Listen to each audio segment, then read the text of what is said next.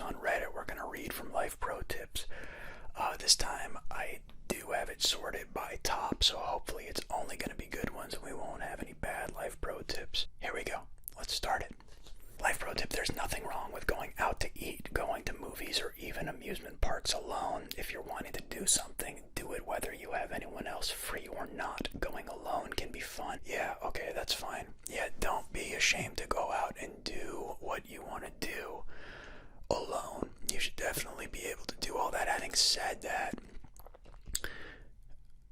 being someone who has been around people all my life, grew up in LA, populated area, moved around a lot to very busy cities as well, had various long-term relationships, always have someone really close, right? I've always got someone around me.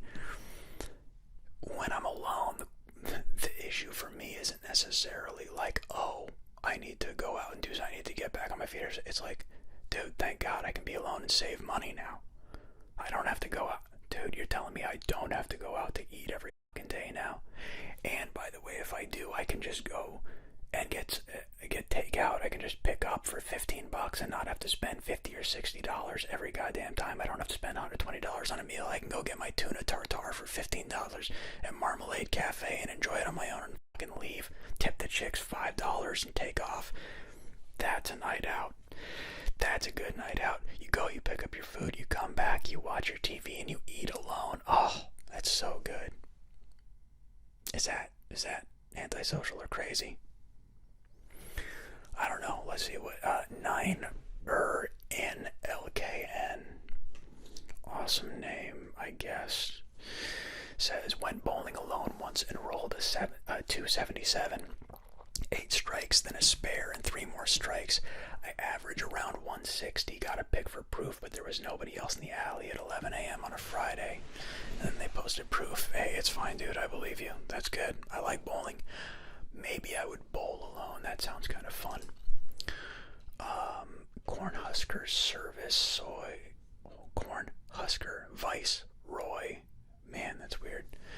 Says, one of my favorite things is, this was before kids and COVID, going to the movie theater for the first showing of the day. Empty theater, no talking, and just chill and pretend you are rich enough to have a personal theater. Okay, now listen. I 100% advise going to see movies alone in the theater, right? Assuming you're okay with like going out, wearing masks, not wearing masks. If there's not many people in the theater, whatever, I don't care. I'm vaccinated. I found that when I would go, and still I do every once in a while see a movie alone, and especially, it hasn't been for a while, but when I did, what I found was I really knew whether or not I liked the movie when I saw it alone in the theater. And I knew it because like there was no one around. So if I didn't like it, I fucking left. I did it with the first Incredible Hulk with Eric Bana.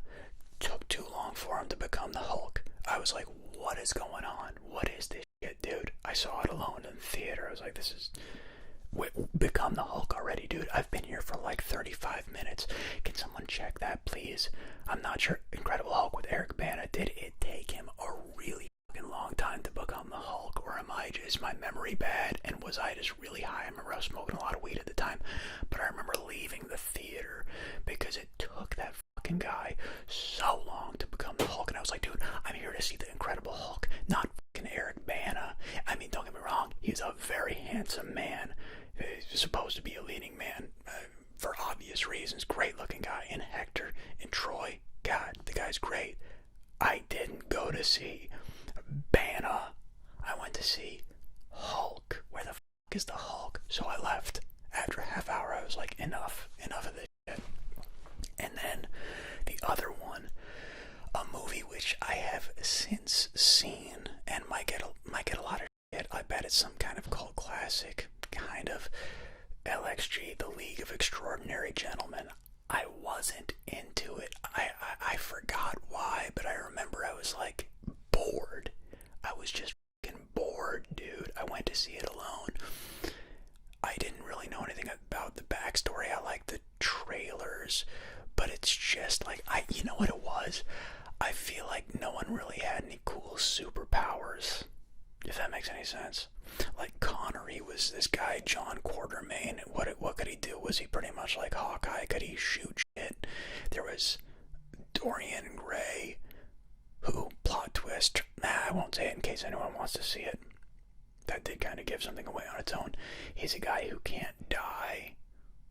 Okay, I guess. And but it's not like he's like Deadpool. He doesn't have like these awesome moves and kills people really cool ways or anything. He just can't die.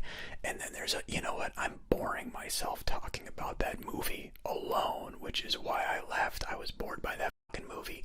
Gone, left, and I could do it because I was alone. Can't do that if you're with other people seeing a movie. Now, having said that, I saw Troy, the movie I just brought up with Eric Bana, right?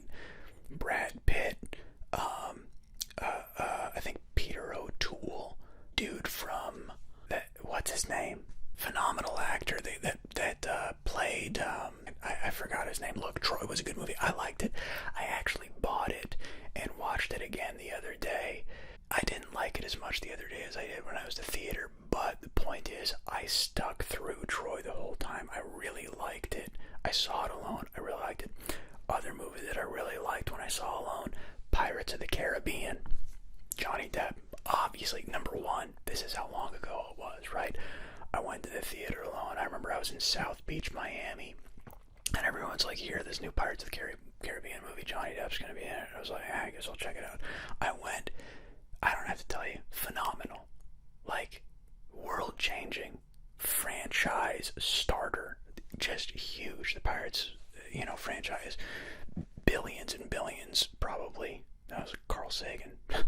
Billions of dollars generated from that franchise.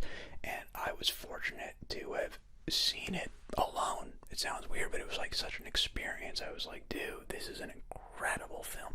So I didn't leave. You go see a movie alone, your bullshit detector is on high alert because you can leave anytime you want. So, I can't believe I just ranted for like 5 minutes about that, maybe even longer, but yeah. Cornhusker Viceroy, I agree with you. Go see movies alone, man. They're awesome, and if you don't like it, you can leave. Oh, okay, how much time we got? Wow, 8 minutes. Yeah, I talked for a long time about that. Let's go on to another life pro tip. Life pro tip. If you feel like everyone around you seems to cause issues, it's worth considering that you may be a difficult person to get along with. Yeah, no shit. You think I don't know that? I'm a nightmare. Ask anyone. The real life pro tip is, scroll over here, Betty Poop. I like that name. The real life pro tip is try to be introspective about yourself, period, under any circumstances, not just if you notice you have a lot of conflict. I guess that's pretty deep. I mean, I try to be happy, but yeah, sometimes I guess I try to reflect. One of the last says, this makes me feel better. I know I can be a jerk, but being conscious about what specifically brings out the asshole could help me become a better friend. Yeah, sure, sometimes people just have bad days though, You gotta forgive yourself if you're having a bad day.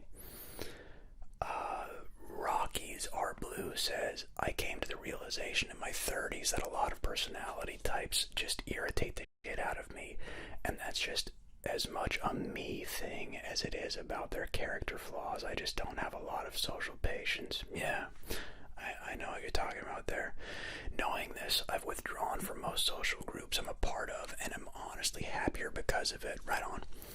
I've maintained a couple of my more low-maintenance friendships for the twice a month I feel like being social, but I'm honestly happier just hanging out at home than I would be at most social occasions. Rather than being an asshole, I just remove myself from situations. I might be an asshole. Cool. Hey, that's very well put.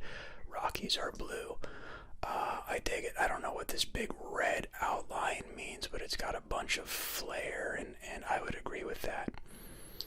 So good, yeah, take yourself out of those situations, and then, hey, you're no longer an asshole, which is kind of an asshole move in itself if you think about it, right?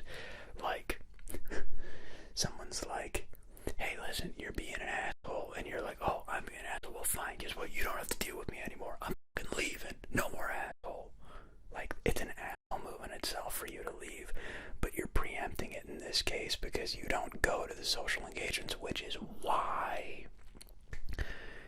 see so many introverts, right?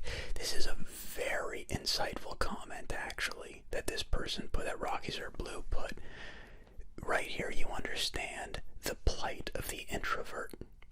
It's not necessarily that introverts are shy, right? It's not that they're like, oh, I just am so in my own like world. Sometimes it is, but a lot of times, you know, an introvert who, for example, doesn't want to go out to a party, it's that they're not into it, and they know if they go there, they're going to get into conversations with people. They're not going to necessarily be on the same page as those people, and they're going to come across as an asshole, and they're just sick of looking like and being an asshole, and they've done it for years, and they're over it, and they're like, fuck it, no more parties.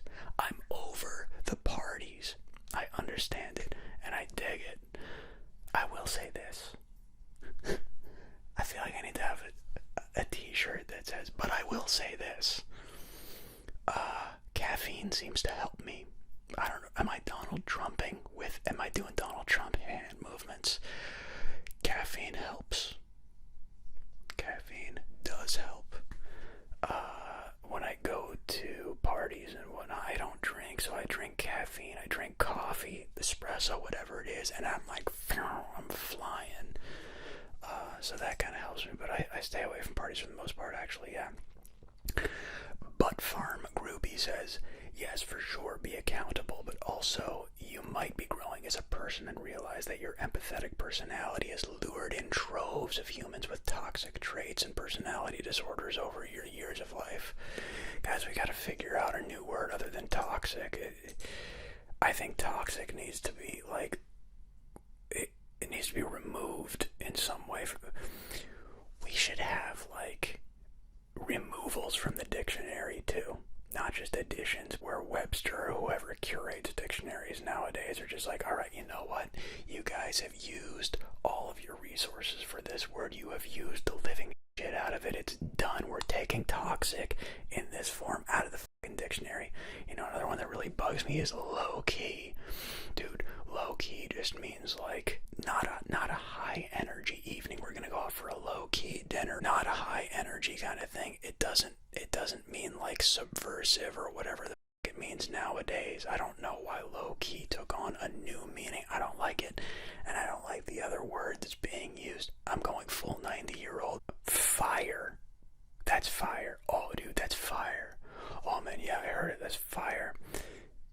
I was listening to the Impulsive podcast a few months back. They had some guest on, some really popular kid. They're like, oh, what do you think of such and such? Like, oh, it's fire. Yeah, it's fire. It's such fire.